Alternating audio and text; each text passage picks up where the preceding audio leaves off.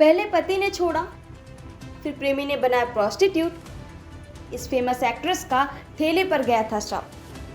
दोस्तों, इंडस्ट्री में ऐसे कई लोग हैं जिन्होंने मुफल्सी में अपने दिन गुजारे हैं। जी हाँ, कई सेलेब्स ऐसे रहे हैं जो बुलंदियों के आसमान तक पहुंचकर सीधा जमीन पर आ गिरे। जी हाँ दोस्तों, बॉलीवुड में सक्सेस पाना जितना मुश्किल है उतना ही यहाँ पर मुश्किल है कदम कदम पर फिसलन।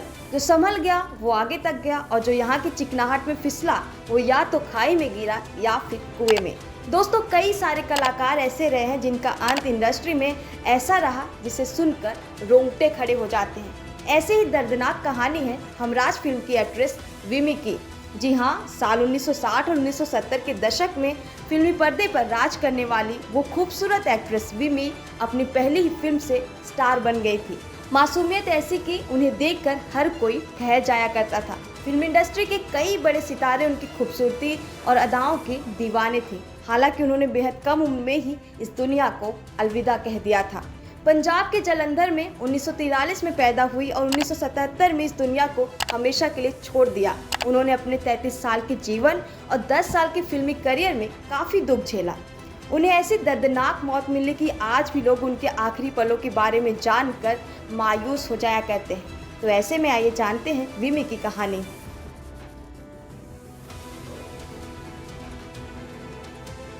विमी को गुजरे हुए सालों बीत गए हैं, लेकिन जब 60 और 70 दशक की खूबसूरत और गुमनाम हुई एक्ट्रेस की बातें करते हैं तो उनमें सबसे पहले नाम विमी का ही आता है। विमी की छोटी सी लाइफ में एक कहावत बेहद सटीक बैठती है कि 4 दिन की चांदनी फिर अंधेरी रात। उस जमाने में विमी हर फिल्म के 3 लाख रुपए लिया करती थी और अपने बिजनेस से करोड़ों कमाती थी।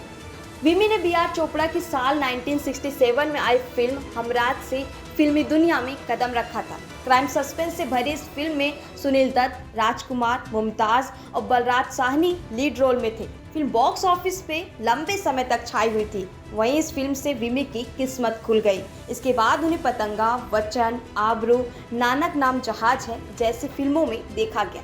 उन्होंने कुल मिलाकर 10 फिल्में दी, लेकिन ज़्यादातर फिल्में फ्लॉप रही। आपको जानकर हैरानी होगी कि जब फिल्मों में विमी आई तब वो शादीशुदा थी। उनकी शादी उस जमाने के मशहूर इंडस्ट्रियलिस्ट के बेटे शिव अग्रवाल से हुई थी।